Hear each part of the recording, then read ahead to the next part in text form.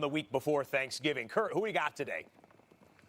You're right. It was an interesting week, Scott, because normally you have to make a number of throws to get on the list. And, there were a number of guys that had 20 throws or less that I was fighting. Do I put them on the list or not? But because of the magnitude of the games in the moment, I decided to put two of those guys on the list. And the first one is at number 5, and that's Jimmy Garoppolo. Is, only 20 throws, but he got the most out of those throws. You see it right there, 250 yards, 2 touchdowns.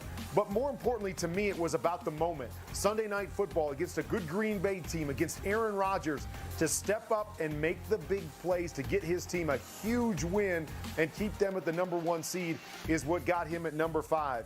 Number 4, a guy that's really been up and down, and the team has struggled this year, but they've seemed to settle in a little bit.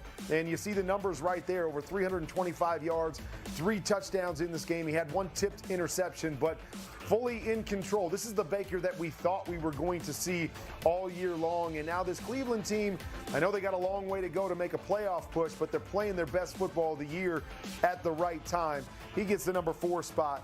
Number 3 is a guy that's been on the list for a number of weeks in a row right now after struggling early in the year, and it's Sam Darnold. I mean, talk about a guy making the most of his throws. Only 29 throws, but going for over 300 yards again, 2 touchdowns. You see the rush touchdown right there, and a huge win over a team that's trying to fight for the playoffs in Oakland, but they dominated from start to finish. Sam Darnold is playing some really good football. He gets the number 3 spot. The number 2 spot goes to Drew Brees.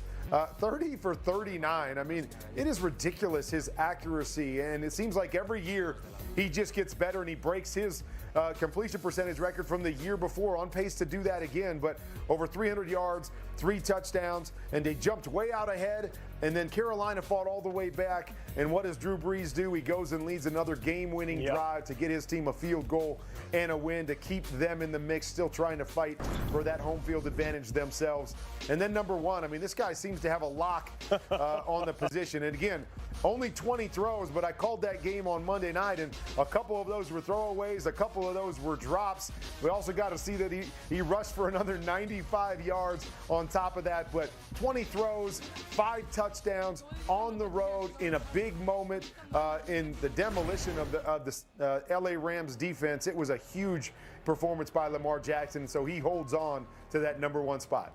They can try and come after him if they want, but I'm guessing he's going to be on the list a handful of more times before the end of the season. So Baker, Darnold, Lamar, shout out to the 2018 quarterback draft class on Kurt's Top 5. Kurt, thank you. Happy Thanksgiving to you and yours. We'll see you on game day morning, 10 a.m., a special edition on Thanksgiving morning. Last Friday, on the series premiere of the NFL Network original series, NFL 100 All-Time Team, Rich Eisen, Bill Belichick, and Chris Collinsworth revealed the 12 greatest running backs in NFL history. Coming up this week, they're tackling the defense. It's the greatest defensive linemen and linebackers revealed Friday on the NFL 100 All-Time Team, presented by the Home Depot at 8 p.m. Eastern, right here on NFL Network. Immediately following at 9, the live reaction show. In the meantime, let's highlight one of the best players in the league this year. Stephon Gilmore, who has shut down opposing receivers this season, but who has gone out of his way to inspire the ones that he's encountered off the field. The Patriots cornerback is the star of this week's Community Spotlight, presented by Gillette.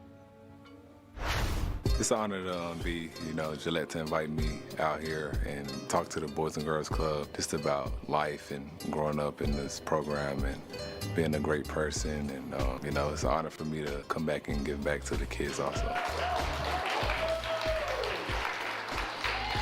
It's important for me to empower youth to make good choices today, because with my platform, with me being in the NFL, I'm a role model to a lot of kids, and if I can give my 2 cents on what I believe in about being a good person, about being a good kid, about listening to your teachers and things like that, they look up to me, so it'll hit them in a different direction. Good stuff there. Also here, Panthers players, front office, and owner David Tepper partnered with the Bail Project for a Thanksgiving bailout. On Monday, the team posted bail for approximately 25 people charged with nonviolent offenses, providing a hot meal to their families for Thanksgiving, a basket of food to take home. Also gave them a $250 gift card. Spin moves straight out of a video game. cable cam ops who were on their game. Strip sack run backs, one-handed take that's, and proof there is no such thing as impossible.